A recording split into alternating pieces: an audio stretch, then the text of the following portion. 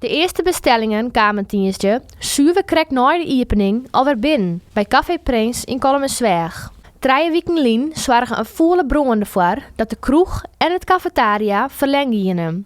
Intussen is er flink wat werk verzet. Er binnen een neetverzenning bouwd, zodat de zaken toch stroogrinnen kunnen. Een koelcontainer hebben we gehuurd, daar hebben we tijdelijk materiaal voor gehuurd en omgekocht.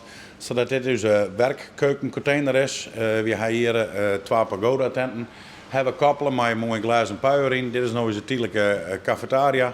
Op deze keukencontainer hebben we een opslagunit omgezet en een vriescombinatie omgezet, zodat onze keuken weer operationeel is. Op ons terras, wat nog wel heel belangrijk is, hebben wij op het parkeerterrein, het Zinnenterrazone, hebben wij een trailer gehuurd, een complete café. En vanuit daarbij kunnen we ons terras bedienen en binnen mensen ontvangen. Dus ja, en hoe gaat het? Ja, we zitten nog in de flow. We zitten nog in een enorme rollercoaster, maar dat je zo gauw mogelijk bekleed krijgen al leren. Nevens Melle gaat het eens maar om een hele lietse bron, die het ontstieën in de frituuroven. De impact van de bron wil ik wel grut, omdat het vuur lastig uit te meidsen wie. Daar is zo'n roetontwikkeling vrij kan. Dat is helemaal in alle apparatuur zitten gang, dat is in al het houtwerk zitten gang en eigenlijk ook in de isolatie en zelfs achter de isolatie. Dus we zijn genoodzaakt om het hele pand te streppen. Het is nu een casco-pand, dus onderstingend hebben we alle streppen, maar inclusief de meterkosten en de hele elektrische installatie. Dus we hadden muren en de fundering en dak steen leren kent en de rest is er al hier uit. De rekken gaan niet slim verwoenen bij de bron. Maar de skeer rint wel flink in de papieren. Een doneeractie had 3000 euro opsmieten. Het verwarmend, zei Melle. Maar een skintje in verhouding tot de haast 1 miljoen euro skeer.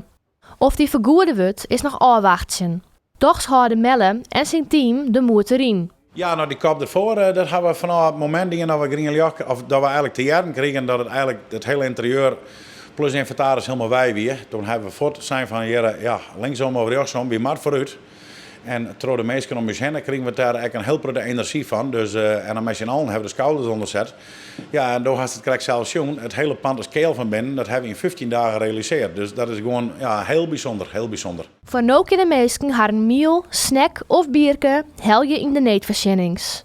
Maar als alles goed verrint, kunnen mensen aanstwer als van ouds in Café Prins te lonen. We gaan een strakke planning en we zijn natuurlijk afhankelijk van helpen de mensen om ons heen. Die dus helpen met de bedrijven en dergelijke om alles weer op te bouwen.